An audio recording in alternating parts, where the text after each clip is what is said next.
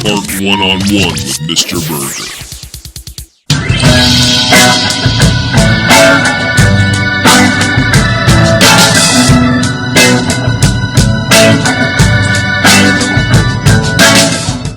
You recently brought up something new about Vincent van Gogh. Why don't you share that with me? Well, it's not really, I don't know how new it is. It's relatively new. But there's this new Vincent van Gogh. Everything's fairly new about it, so I don't know that the art world really knows all of the ins and the outs.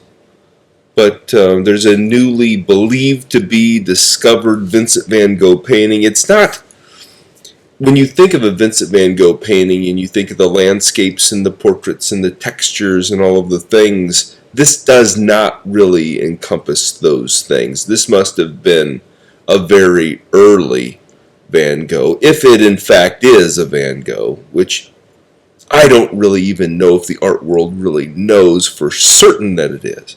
Is it the signature on it, or what's... I don't know. It's just, they're just thinking that it's a Vincent van Gogh painting. I don't know enough about it even to really give a whole lot of context for it, other than here it is, and people are saying that this is the new Vincent van Gogh, and we'll see. Where was it found? I don't know. I literally don't know anything about it. Well, then why did you bring it up? Because it's a new Vincent van Gogh that was discovered. Okay, well, hopefully by the time We'll find out. Maybe we'll have to circle back and figure out more as we go. We'll find out. I'll keep you informed. Okay. I'll be waiting at the edge of my seat. So more to come on that, but in the meantime, we're going to start our new episode here of Art One-on-One. I am your pod boss, Nicole Jordan, alongside your professional artist and master educator, Mr. Burgher. I'm still here, trying to provide the best information that I can, cutting edge, even talking about stuff that I don't even know that I know about. I was going to say, you're kind of slacking on We'll see. Cutting edge. We'll see how sharp I am today. It may not, I may be a butter knife. We'll see. Speaking of firsts, we have a new segment we're adding. We really are bringing in lots of new things. Just boom, boom, boom, boom, boom, boom. And I thought of another segment today as I was sitting. As you were thinking about the new segment, you thought of the new segment. Actually, it was on the radio this morning. I was listening to. We're stealing segments from the radio. Well, listen to this. It's so funny because they did basically a brushstrokes and bluffs. They call it something else. But about artwork? Well, I'm actually going to refer to it later in the podcast, but it was they say something and you have to call in and say whether it's true or false, and then you win. And then there was another segment that they were doing, and I was like, oh, that'd be a perfect segment for, I don't remember what it was, but I'm sure I'll hear it tomorrow. Glad that's helpful. But I was like, oh gosh, they're doing perfect segments for Art One-on-One.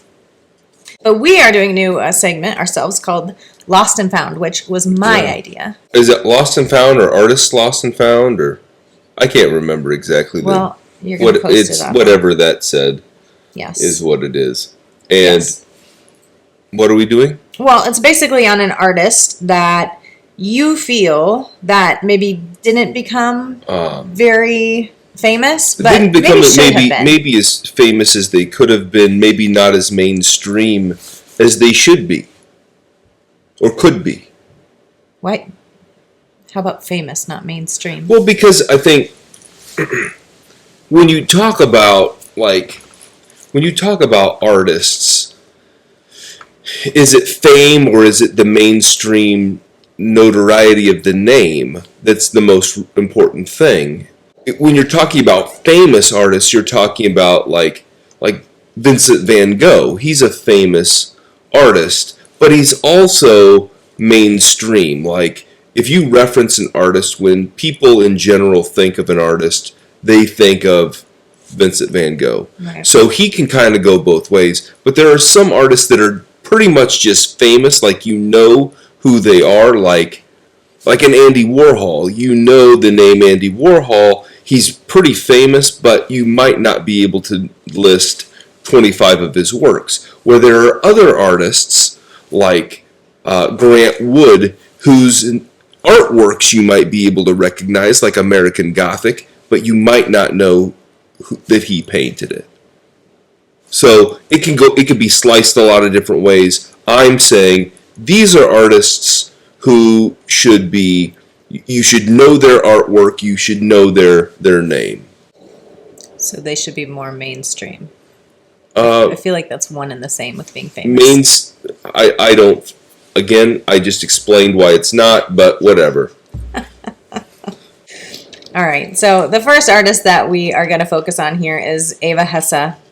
She was a sculptor. Is it Hesse?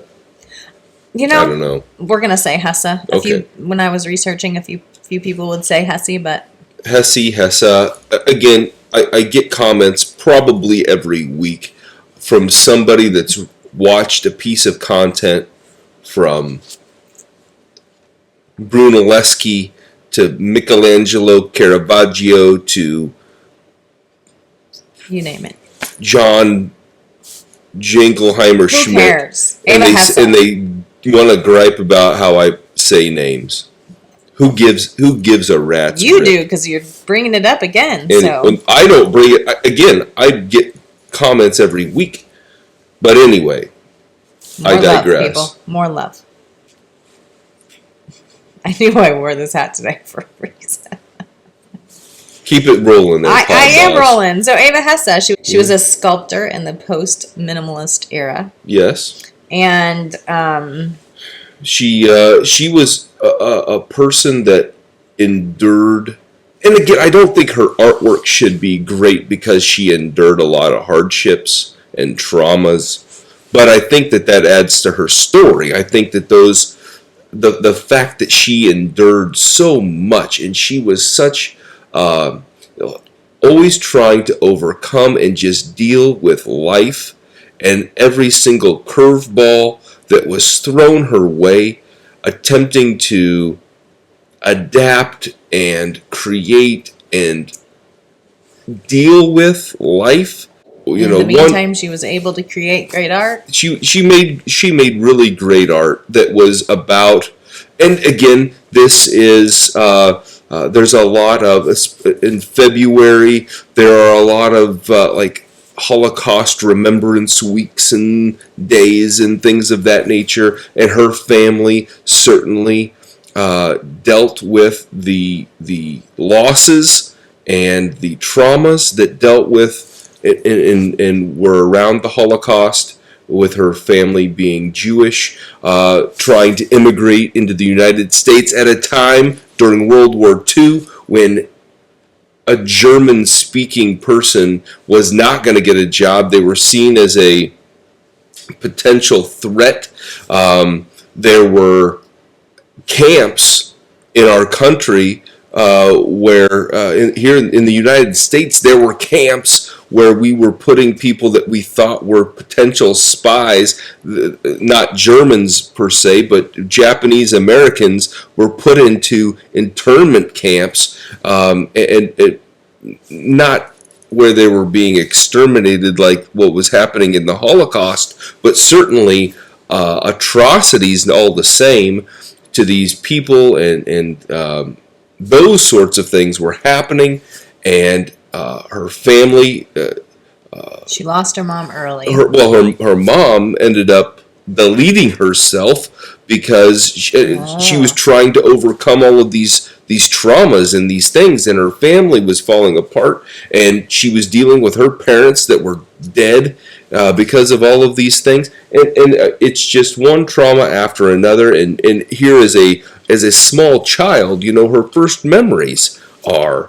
Yeah, but that's where art comes in, right? A lot of times art, there's so much trauma around the art world. I'm not saying it's everywhere, but it just seems like it is so therapeutic for people and just an outlet for people, and I'm sure it was for her. And I want to make it the point that perhaps there is trauma around the art world, but perhaps that's because of the situation that artists have gone through in their lives, that they resort to art as a way of dealing with those traumas, as opposed to something more destructive or self-destructive. and we can say that, you know, the artist has these traumas, or they have these substance abuses, or they have these negative things, but maybe they do those negative things because they've dealt with other more horrible things in their real life, so art is their way out of that destructive pattern. Or maybe it's, I don't know, maybe they're not completely exclusive one to the other, but maybe the experiences of life have led to that path as opposed to the converse. But I don't know. Let's focus on the positives about her. How about that? Yeah, she was What did you like about her art? Well, I think that the things that I really like about her art is that that she is using this as a form of therapy. We, as the spectator, don't need to know what it's about. We don't need to understand it. The thing that I love about her work is that she understands it, and that she is doing this for her own motivations, whether that's as a professional artist or whatever. The things that she's dealt with, I don't think that she needed to answer to anyone. I don't think she needed to explain any more than she did.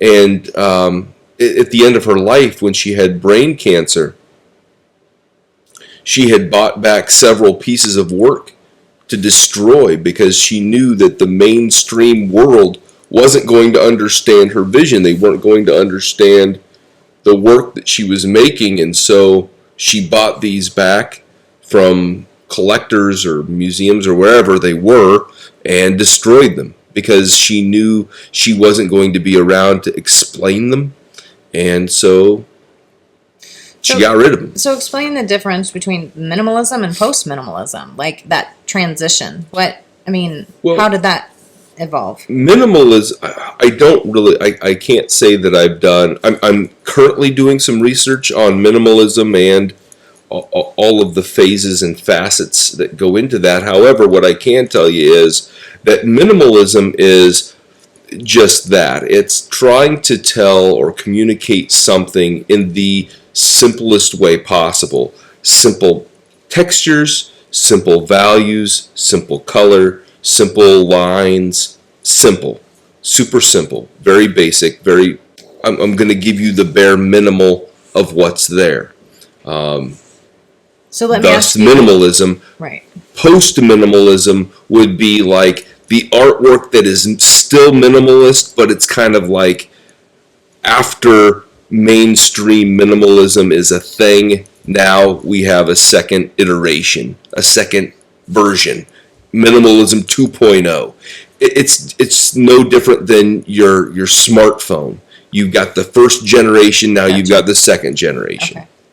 Makes sense. They called her art early process art. Does that mean anything to you? Yes. Okay, so process art is basically, and I've got a video about it. It didn't come out terribly long ago.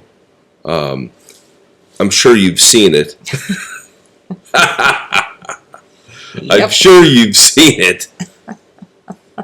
As though you watch my actual content. I watch your content all the time. I have not watched that I know of, though. But for those of you that also have not watched that, process art is art that focuses on the art-making process, not the product. The product is just the product. It's the evidence that the process took place. But the process of making is the most important component of it. Sometimes artists will record themselves or photograph themselves. They will maybe take something of a personal narrative and they will tell that story, and that is a part of the process. I would definitely consider her a process artist in that she is taking her own personal stories. She is creating an artwork that surrounds that story,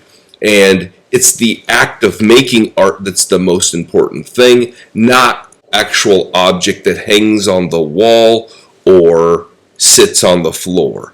that's not the most important part of it. To me, to her, it was the act of making it that is that is the therapy, not the actual product. If that makes sense. Yeah, that makes sense. And it seems like she focused a lot on like how she could use gravity, geometry. Yes, there's lots of different elements of, illusion and how things sit on a wall and come out from a space and do. There's lots of things going on. Like there's minimalism in there, but you say like she understands her art, but I think the point of her art was for other people to understand it as well. To some degree. I mean, because I feel like looking at those, she was trying to portray different things, and I could feel those different things when I was looking at them. And so, I don't know. It was minimalist, but it was deep, I would say, at the same time when I was looking at even what she did as a minimalist. And I think that, again, you have to look at all of the clues that are given to you. You look at the artwork. You might read a description of what it's about that hangs in the museum wall. You might see an explanation of what was going on in her life or what she was specifically dealing with when creating the work. You might look at the title of the work. There are all kinds of clues that would give somebody an idea of what an artist is looking at, and specifically as we look at Eva Hesse, what is she talking about when she's making this artwork? And when we look at it, what is she trying to say? Is she talking about dealing with cancer? Is she talking about dealing with the loss of family through the Holocaust? Is she talking about something, something else? Again, there are lots of little clues that are sprinkled in there, and we can decipher to some degree what is maybe going on in her mind. But some of it's also speculation. Some of it we just simply will not ever know. Well, and it's so interesting to me, like, why her art didn't become famous or mainstream. Because, to me, like, some of her work was so much better than other artists and it, to me, is just, like, I mean, I don't know. Who you know, what you know, where, like, probably not. She didn't have the access or knowing. As we talk about artists of the mainstream or not mainstream, she's definitely mainstream to a certain degree. It's not as though nobody's ever heard of her, but I just think that she is underappreciated. She's under-recognized. During, in the 60s and 70s, the women's liberation movements and all of these things that are happening in the world, they were trying to say, hey, she's one of us, like, give her, notoriety, and she kind of backed away from that. She really didn't want to be recognized because she was a female. She wanted to be recognized because she was making good art. And there's a part of that I appreciate, but also, honestly, if there was a huge movement and a huge group that was like, we want to support you because you're one of us, right, then it would be hard for me not to say, heck yeah, I want your support and I want to be one of you. But she was like, I don't disagree with what you're doing, but I don't want notoriety because I'm a female. I want notoriety because I'm a badass. And she definitely was that. So she didn't mind being in the spotlight. My initial thought when you were saying that was that she maybe didn't want to be in the spotlight because of what she went through and that trauma of, having to hide and whatever. No. But you're saying that's past that point.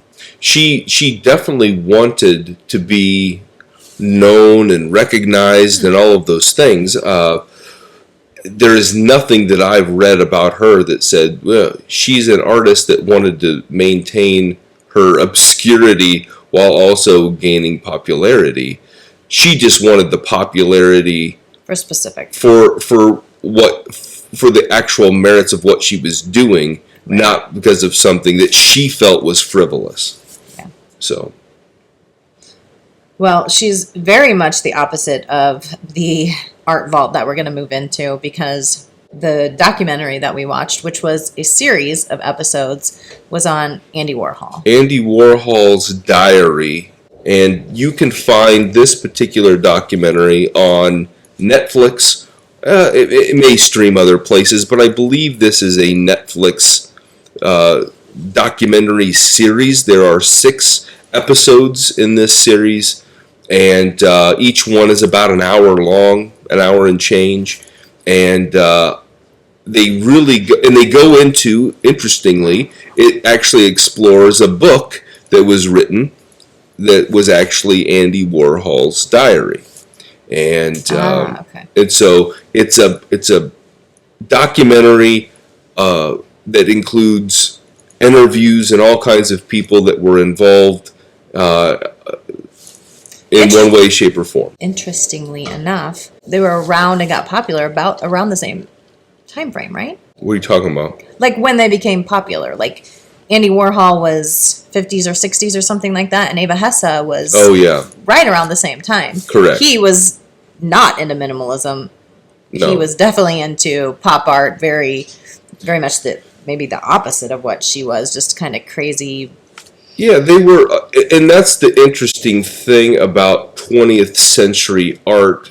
Prior to that, everybody was kind of doing the same thing, like in the, before World War II, let's say World War I, World War II. Around that time frame, just about everyone was making art largely the same way. If you were making art, and you were an expressionist, you made art like the expressionist or like the impressionist or like whatever. Didn't stray far from right. Generally speaking, people kind of made art in their lane, based upon their country of origin, based upon where they were making their art, based upon some demographics. They were like, you can pretty much tell where they were. If they were making Japanese prints in the 19th century, this is what they were making. If they were making impressionist paintings, this is what they were making. And there were these broad topics that kind of covered large parts of the Eastern or Western worlds. And most people weren't straying too far from the norm. Right. It did happen, but it was pretty obscure. Well, that was him to a T, because not only was his art straying from the norm, but he himself personally was very much straying from what was accepted. And I think that he was living in a cross-cultural world, really. Andy Warhol. I assume that's who we're talking about. Andy Warhol is making this art of the time, this 50s, 60s imagery of, he got huge by making Campbell soup cans. He was making. But prior to that, he got pretty popular with was it Glamour or I don't know, different magazines. Yeah. He was a commercial artist. He was making artwork in the magazines, making shoe designs or shoe drawings and things like that. Absolutely. But that's not what got him. I mean, that slowly ticked him up. What put him on the art map was when he started screen printing Campbell soup cans. Well, someone just really asked him to make art about what he loved, right? And wasn't it from that? Isn't that the story behind the Campbell soup can? I don't know what. I think that was in the documentary. If it was, I wasn't paying attention at that particular moment. Well, I learned it from somewhere. Someone asked him to just focus on art that he loved, and he's like, I love Campbell soup, and I could be wrong, but... No, he definitely said, I mean, that's definitely something that Andy Warhol would say. If asked in an interview, why do you make Campbell soup cans? That 1000% sounds like an Andy Warhol type quote. For Andy Warhol to say something like, I'm making Campbell soup cans because I love Campbell soup, and ever since I was a little kid I've loved Campbell soup, that sounds like 1000% right. An Andy Warhol type quote. I think most of the time, based on the interviews that I was watching with him, people could never tell whether he was being serious, being funny. In so many interviews, people were like, I can't read him. I can't tell if he's serious. And that's like there are so many things that he said, and it was hard for people to really decipher, is he being sarcastic, is he being serious? Like the 15 minutes of fame thing, he said in the future everybody's going to have 15 minutes of fame.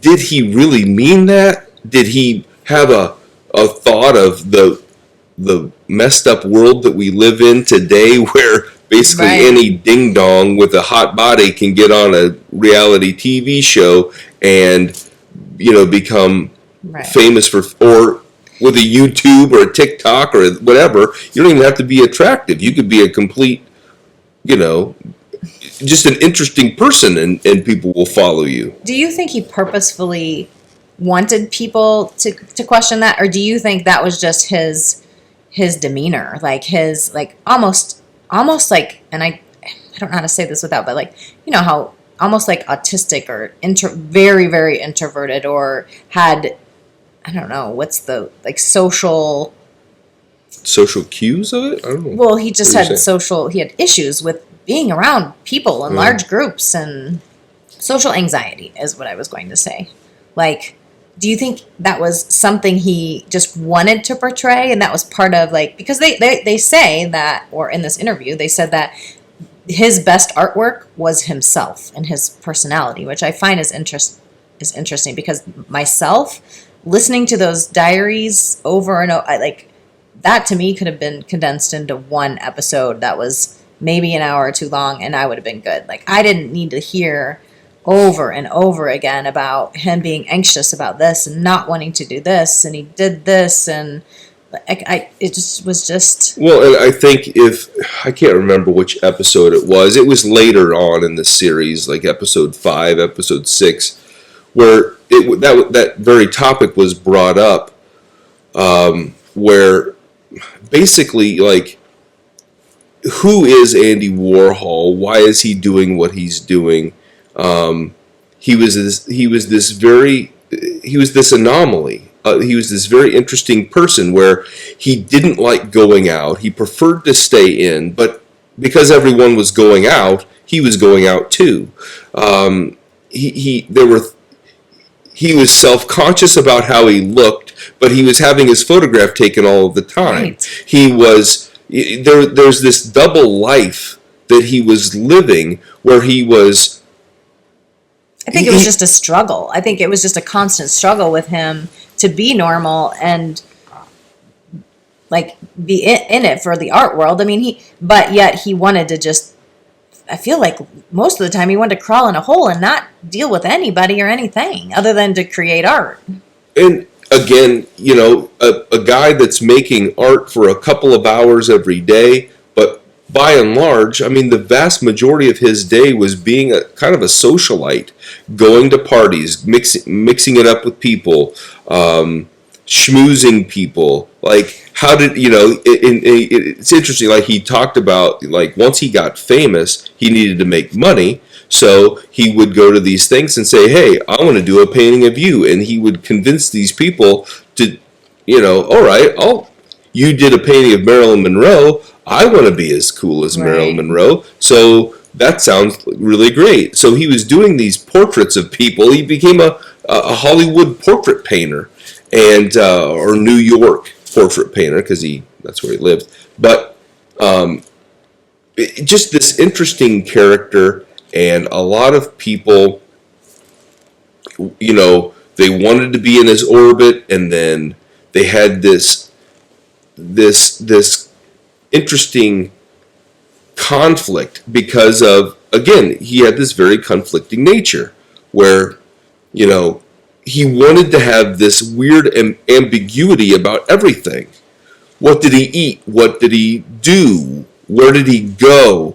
How did he spend his money? Who did he love? How did he spend his money? All of the things, you know. He didn't want anyone to know where he went, but he wanted everybody to know that he was there. He wanted to be at every event, but yet underground, he wanted to slip in and slip out. He wanted to love the people that he loved, but he didn't want anyone to know about it. Because, I mean, being a part of the LGBTQ community, he knew that if people knew with certainty that he was gay, then all of a sudden, all right, well, shoot, now I'm going to be, I'm going to have, people are going to look down on me, people are going to be afraid of me, because at that time, you had the AIDS epidemic, and it talks about that in the documentary as well, and all of the things that were going on that really caused a lot of people, largely due to ignorance, to be scared of people, to be, judgmental, or just, oh, geez, I can't. And even Andy Warhol himself, he was like, I'm afraid to drink out of the same glass as some of my friends because I don't want to get what they've got. He had anxiety about everything. And listen to those even though, like now in our world today, we know, how this is transmitted. We know different things. But at that time, there were lots of unknowns, and he was very scared of what was going on. He was not, and again, people of that community look down on him because they feel like he didn't do enough.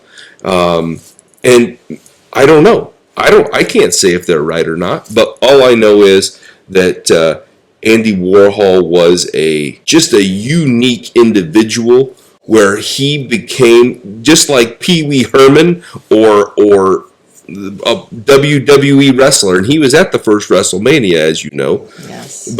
And Saturday Night Live. He was on the Love Boat. I mean, he's on everything. The things that he was on for being so introverted and so anxious about things. It just baffles me. It's just such, like you said, it's just such a, what's the word? Dichotomy? What is the word? I don't know, but it's crazy. It is crazy. And, for being the type of person that he was, just kind of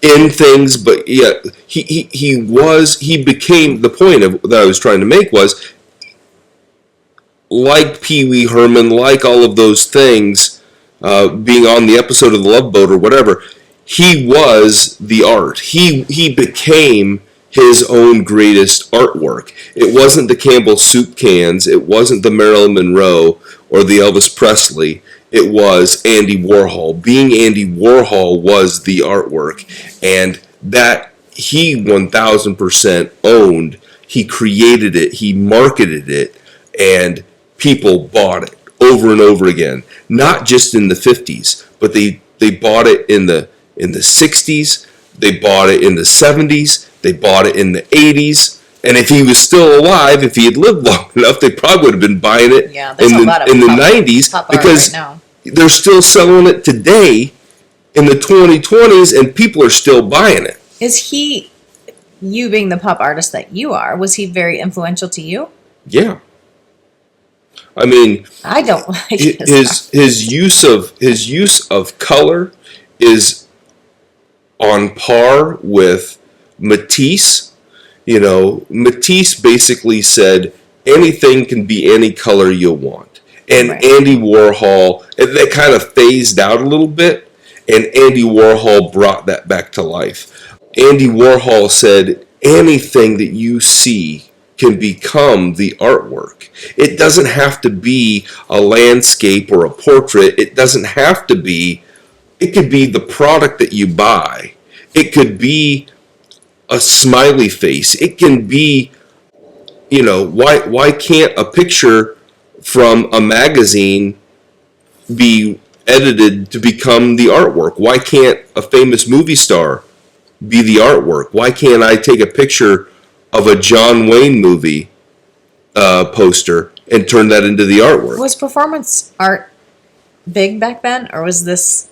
Performance art was big like in the 50s, 60s. Okay, so that was all around the same time as well. Okay. Yeah. I don't know. It is definitely not something... I mean, how would you rate the actual series? The documentary itself, I thought, was long. There were lots of things. And again, they mention this in the documentary itself. People are going to watch this with different perspectives. If you're watching this from the perspective of trying to get something, like an art historian, like trying to get something from Andy Warhol, I think that there is something to be got from that. If you were wanting to read this to see who was in Andy Warhol's orbit or whatever. Just to get to know him. Right. I think you could get that. Yeah. If you're just reading this for the novelty of reading it, I mean, maybe there's something there. Watching it. Right. But I don't think that, 7 hours, 6.5 hours, whatever it is. I mean, it's a lot of stuff. It makes me it's a lot of repetitive information. And again, it started off with him like calling up one of his, like a secretary that he had hired to take an inventory of how he was spending money. And it turned into him calling every day and just saying, here's what's going on in my life. And then her writing it down or whatever. And, if you need an interesting individual to do some research on and write a paper on, he would definitely be one to do that on, because his life was very interesting, and the way he lived it and how contradictory it was of like how he felt about things and what he wrote in his diary versus like this person that he portrayed that's in all these shows and movies and magazines, and I mean, yeah. That was interesting, but boring. But I also think that you have to be the type of person that wants to watch documentaries. You don't, based on the documentaries that we've watched, you don't really seem like a documentary watcher. I'm not an art documentary watcher. I don't think you like any documentaries. That's not true. I'd love if you give me something like spiritual or that's holistic not a documentary. Yeah, if a person that's spiritual, yeah, like Gandhi or something like that, or Mother Teresa or something like that, I love stuff like that. So. Yeah, okay. Well, when I find those boring-ass documentaries, I'll send them your way. Well, just because we have different interests doesn't make you or I wrong. It just means we have different interests. You can't, and that's just my opinion. What the hell do I know? I color for a living. Apparently not much. But what I do know is, like, I can learn about the art-making process from Andy Warhol saying, here's how I went through the process, how he would find the images, how he would lay them out, how he would have different assistants color certain sections, how he would manage his factory, right? Like, that tells me something about how Andy Warhol worked and his actual process. You're not going to get those same sorts of details in a spiritual journey from reading or watching about Gandhi or Mother Teresa or Pope John Paul or... I'm not going to get that information about art, but I'm going to get it about how you become your authentic person, which definitely was not Andy Warhol. Like he had this life, but he wasn't even living a life that was true to him. The things that I'm reading is about people becoming authentic people, like finding their spiritual journey.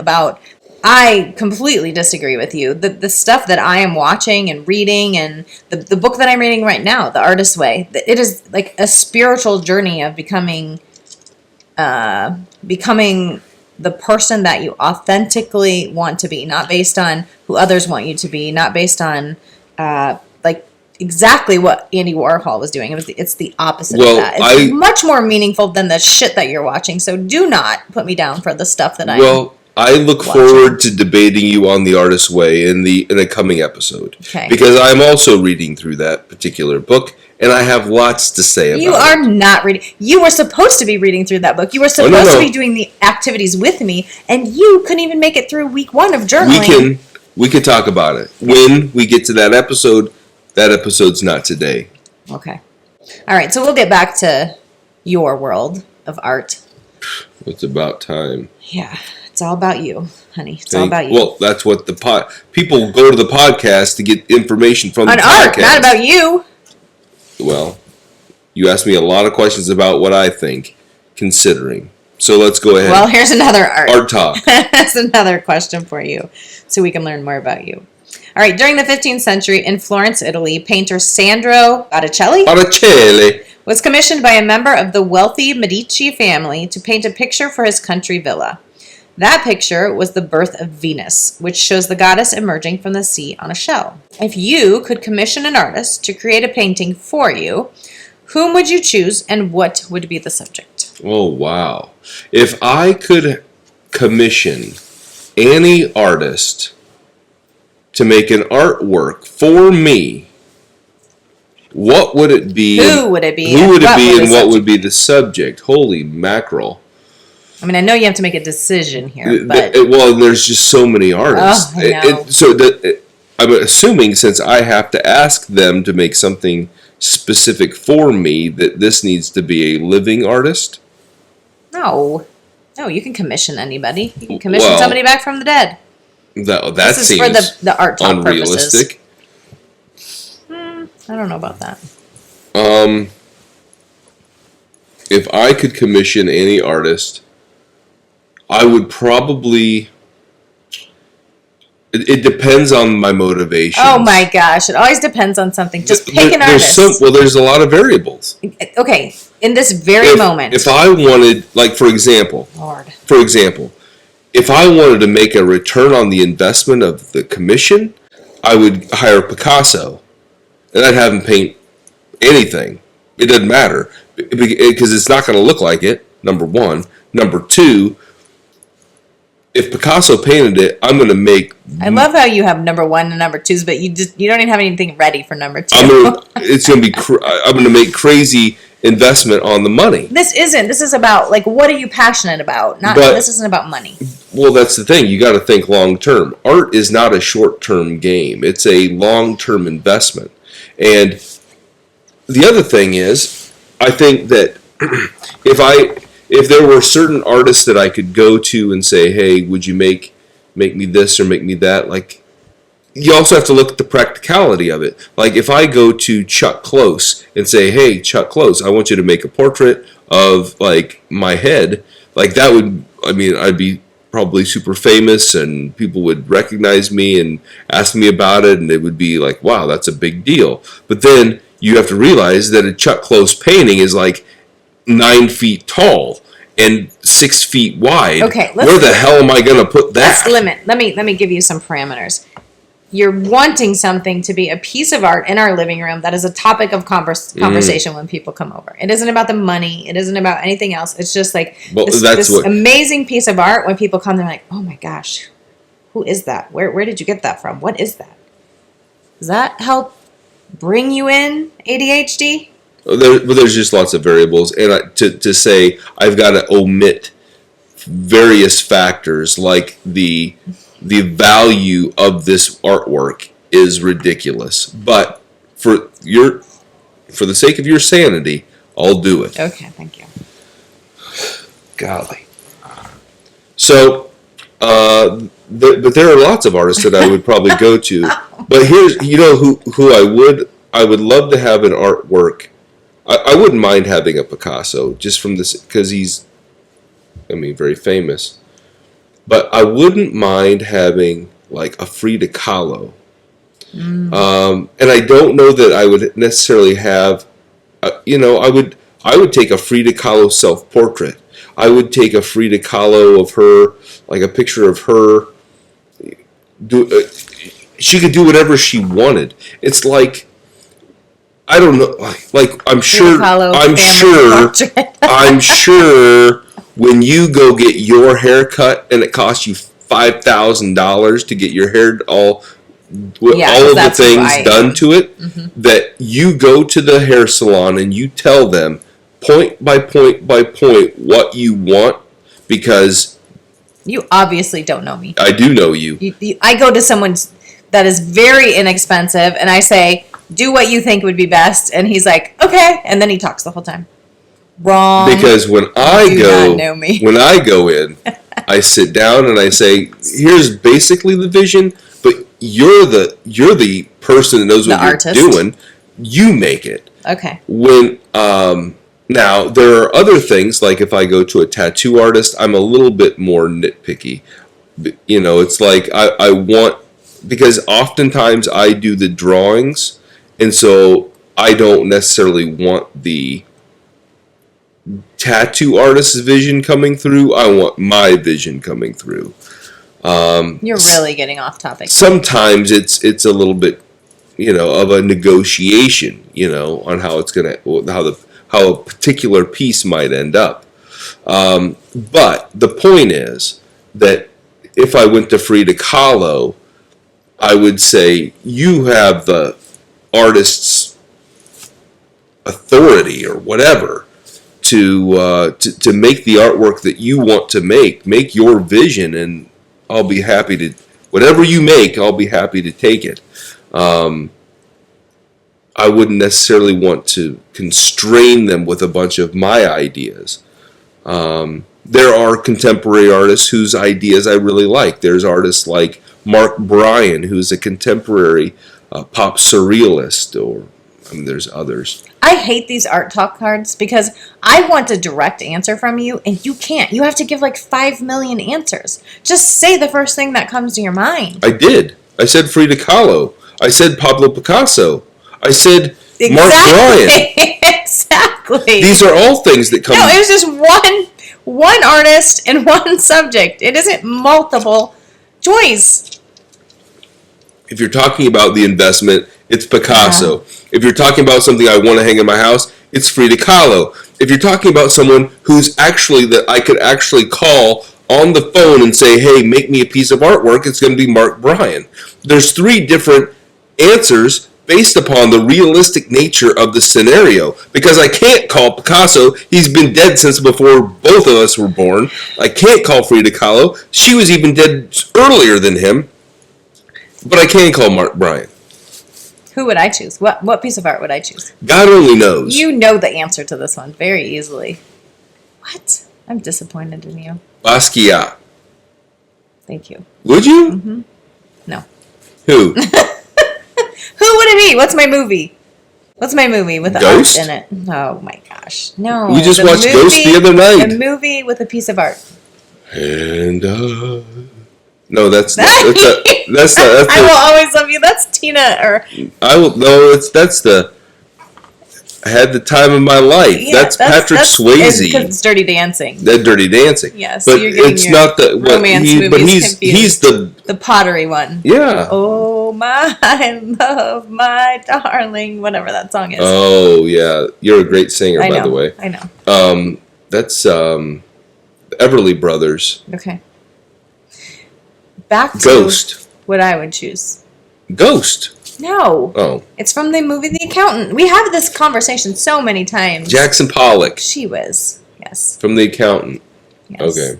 I would have that. I would have that in my bedroom, though, not in my living room.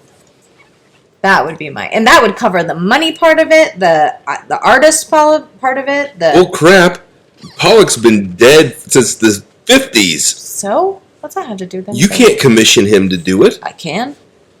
I don't have to commission him to do it. It's already out there. Okay, so you're just going to meet up with hire the accountant Ben Affleck to steal it for you. That's right, and I'll take him too. You could have him. I'll happily trade you Ben Affleck for J-Lo because she's hot. Okay, so earlier in our conversation, I referenced on the radio as I was driving this morning. Yeah. They did similar to the brushstrokes or bluffs. Bluffers, yeah. Yes, that we do. And their question, and we are in between, I believe this podcast is going to be in between Valentine's Day and St. Patrick's Day. Correct. When this releases. Right. So the question I have for you to determine if it is true or false, is it true that St. Patrick and Cupid are both based off of real people? Well, St. Patrick is based off of a real person, but Cupid, I believe, is it's a mythological character. You are correct. That's like the first one you really like. Bull crap! That's the first one. I got the last one right too. This is the 3rd out of 7 or something. I don't know what your percentages I've been keeping track.